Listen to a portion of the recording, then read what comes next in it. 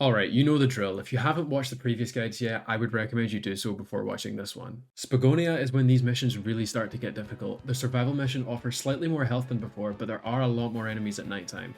And the daytime missions are no joke either, asking for 800 rings and 80 enemy kills, as well as a 4-minute 30 time limit for the time attack mission. But the time limit at nighttime is still 10 minutes, and this is plenty. Survival is definitely the more difficult of the two night missions, but I'll combine the strategies anyway. First area enemies are still pretty weak and will die to basic combos. Avoid using the explosive boxes since their blast radius is bigger than it looks, so it might end up hurting you. This stage has a lot of climbing sections, so keep in mind that Sonic can jump right before he grabs the ledge, since this can get him up the ledges faster. The badniks in this stage have noticeably more health than before. Be careful with these enemies since they can sometimes attack without getting knocked back by yours, so you'll just take the damage and be stunned. Only in Unleashed form can you avoid being stunned by enemies, and you have to use this sparingly. In this area, flip the lever and then get all the enemies to spawn at once. Use your Unleashed form here to get rid of all the enemies. Make good use of crowd controlling combos to clear them out a lot faster. In the area with the yellow key, there is a mini boss that upon defeat can give you a lot of your Unleashed meter. I recommend you let your Unleashed run out before killing it so you can get close to a second one. I tried it, but yeah, it didn't really work. I had this whole plan to get a second Unleashed and use it later, but I didn't need it. In this alleyway, you can run past all the enemies. Just make sure to use your running jump Y to knock them away. Pull the lever, let the barrel roll, run to the tower, and then just use 2 Ys and 3 X's on the fat dude. Strangely enough, this combo is fast enough to stop it attacking you at all, so just use that pretty much any time you have to deal with this guy. Now in the clock tower, the game really tests your climbing skills. If you fall too far, the game counts it as a death, and believe it or not, it's really easy to screw this up. When you reach the top, don't pull the clock hand all the way up, just leave it a tiny bit, since this will let you run along it instead of climbing it. And then be careful of your depth perception at the end. A lot of this stage is exploring, so you'll end up being faster than you would think.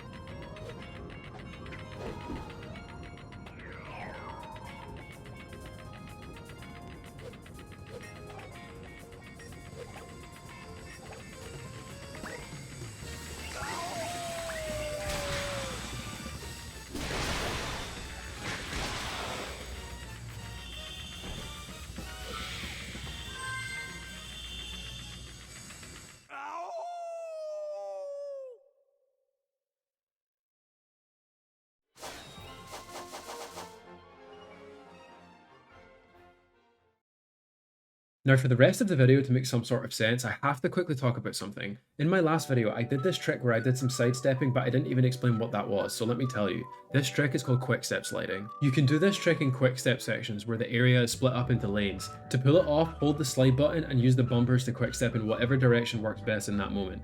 Traditionally, you would use this trick after tapping boosts that starts you at an already high speed, and quick step sliding will make you go even faster. Although, in the quick step sections in Spagonia, it's difficult to feel the difference in speed unless you boost at the same time. I don't know, that's just how it works in my experience. Anyway, moving on. Spagonia steps up the difficulty quite a bit with the day trials. Tracking down 80 enemies to take out in this mission can be quite tough, but just like in Missouri, you should slow down to take out the enemies with homing attacks. But the sections you absolutely have to be careful in is the lanes where the mad robots with lasers attack in each lane. These robots will take 2 hits to be destroyed, and you can only hit them by hitting another enemy into them. These sections will be the most useful in getting you all the kills required. 800 rings is also quite a lot. You'll manage this if you pay attention to where the rings are placed in the quick step sections. And also, don't get hit. If you take damage any later than about halfway in, you might as well just restart, because there's not enough rings to cover any mistakes here. Now for time. Will you struggle with this? Maybe. It's a case of non-stop boosting because like I said earlier, the quick step slide doesn't seem to work well enough if you don't boost. There's a few key sections in this stage that I want to mention. Approaching this turn, you want to jump over the first 2 dash panels since they actually slow you down. They could have just programmed dash panels to always add speed, but I don't make games, so what do I know? Entering the 2D section, jump right as Sonic angles down to skip a launcher and some unnecessary time wasting. Even if you hopped off a little early, you should still make a clean move over to the wall jumping. In the tower, wait just a moment before you start falling and then hold forward and X. You'll miss all the rings, but in the ring trial mission, it's safer to do this than to risk getting damaged on the way down, since from this point onwards, taking damage will probably stop you from beating the mission. Coming up to our first quick step section, use the quick step slide to stay hard onto the right, and on the way up the first slope, switch to the left. For some reason, the game will make you go so fast here that when you connect to the rail, it will send you backwards, like what the fuck? When the barrels are rolling down the slope, you can quick step slide while boosting to make this area faster and safer. Boosting will prevent the wooden barrels from hurting you, but the metal ones will still hurt, and because of how fast you're moving, it can be difficult to tell where they are. Up to you and how you want to tackle this. It's a pretty consistent method, so I wouldn't think too much about the metal barrels. Towards the end of the stage, you are so much better off failing the QTE on purpose and then just quick step slide down the alleyway. It's faster and effortless in comparison to 3 quick time events. In the final area, start using the quick step slide after the rails, since the flying badniks attacks are set to specific points where Sonic is able to dodge them. So if you use the sliding at the start, you're actually more likely to get hit. Weave between the pillars on the way and hit the enemies and grab the rings where you can to keep your boost meter up, avoiding the lasers from above. Keep this up and you'll clear the end in no time. Here we go!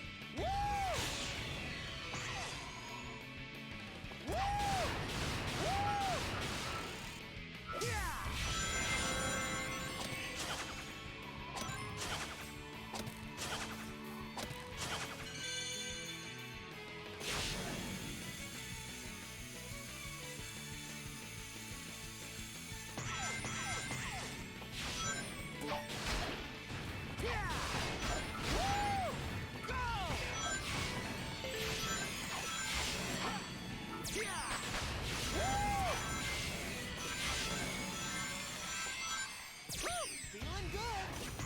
Yeah! Woo! Oh.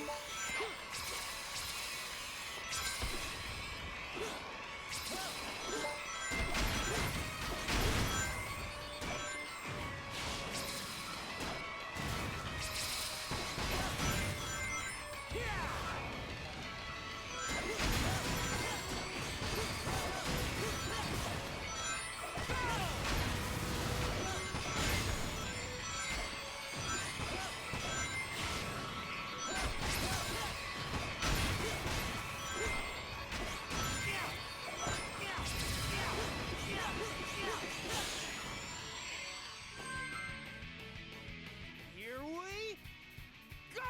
Yeah!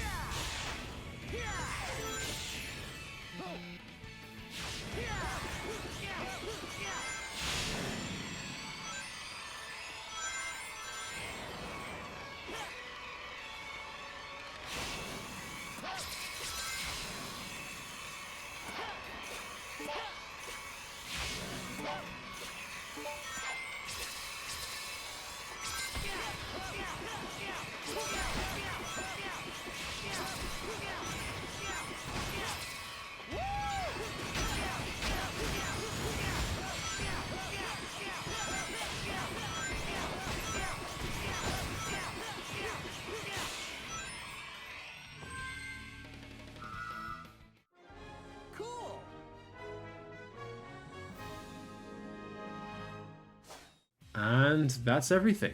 If you try out these strategies yourself, be sure to let me know how you get on. Leave a like if you enjoyed, and drop a comment if you like. I love reading them.